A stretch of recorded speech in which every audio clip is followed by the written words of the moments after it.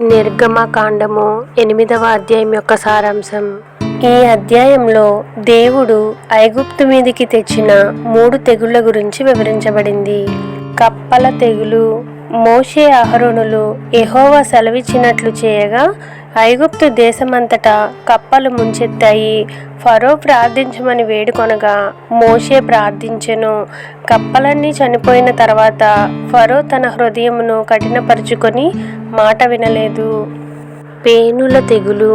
అహరోను తన కర్రతో నేలధూళిని కొట్టగా మనుషుల మీదికి జంతువుల మీదికి పేనులు వచ్చాయి. ఐగుప్తు మంత్రగాళ్ళు ఇది దేవుని శక్తి అని ఒప్పుకున్నప్పటికీ ఫరో తన హృదయమును కఠినపరుచుకొనెను. ఈగల తెగులు. యెహోవా తన ప్రజలున్న గోషేను ప్రదేశమును మినహాయించి ఐగుప్తు అంతటి మీదికి ప్రచండమైన ఈగల గుంపులను పంపెను. తెగులు తొలగిపోగానే ఫరో మరలా తన హృదయమును కఠినపరుచుకొని ప్రజలను పోనీయలేదు. ఈ అధ్యాయం నుండి మనం గ్రహించవలసిన మరికొన్ని ముఖ్యమైన విషయాలను ఇప్పుడు చూద్దాం. దేవుడు తేడా చూపించుట. దేవుడు ఐగుప్తీయులకు తన ప్రజలైన ఇశ్రాయేలీలకు మధ్య స్పష్టమైన తేడాను చూపించి గోషేను ప్రాంతాన్ని ఈగల తెగులు నుండి కాపాడాడు. మంత్రగాళ్ల ఓటమి. పేనుల తెగులును తమ తంత్రముల చేత రప్పించుటకు ఐగుప్తు మంత్రగాళ్ళు ప్రయత్నించి విఫలులై ఇది దేవుని శక్తి అని ఒప్పుకున్నారు. అబద్ధపు వాగ్దానాలు.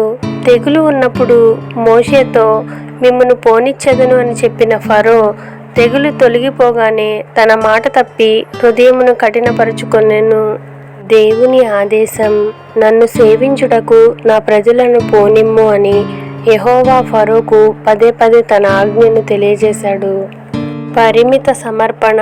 ఫరో మొదట ఈ దేశంలోనే మీ దేవునికి బలి అర్పించుడి అని షరతు పెట్టగా మోషే అరణ్యంలో 3 దినాల ప్రయాణం చేసి బలి అర్పించాలని దానిని నిరాకరించెను. మోషే ప్రార్థనా బలము. ఫరో వేడుకొనిన ప్రతిసారి మోషే యెహోవాను ప్రార్థించగా ఆ తెగుళ్లు వెంటనే తొలగిపోయాయి. దేవుని శక్తి పరిపూర్ణమైనది.